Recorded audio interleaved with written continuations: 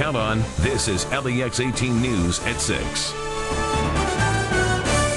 Grief-stricken students deal with the death of a classmate hit while crossing the road. The update from Knox County is tonight's LEX 18 Big Story at 6. Good evening, I'm Kevin Christopher. And I'm Nancy Cox. Thanks for joining us at 6. A teenager was hit by not one, but two cars while trying to cross a Knox County highway last night. Adam Weiner has more on the boy's tragic death and how teachers and classmates are remembering him in the LEX 18 Big Story at 6.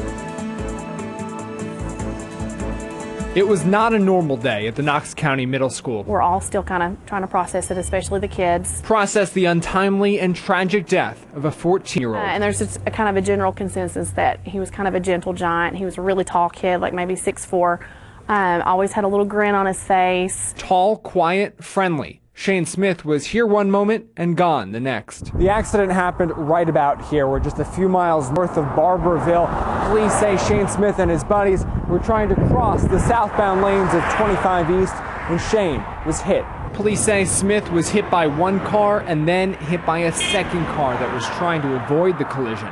Smith was pronounced dead at the scene. It's really tough. The first thing I did when I came in was to pull up his picture on our attendance roster or on our computer, and to see that little grin was really, really hard, because that's the same grin that he would give you in class if you knew the answer or if you saw him in the hallway. Social studies teacher Suzanne Gibbs had Smith in her 5th period class. Really tough to see his empty chair.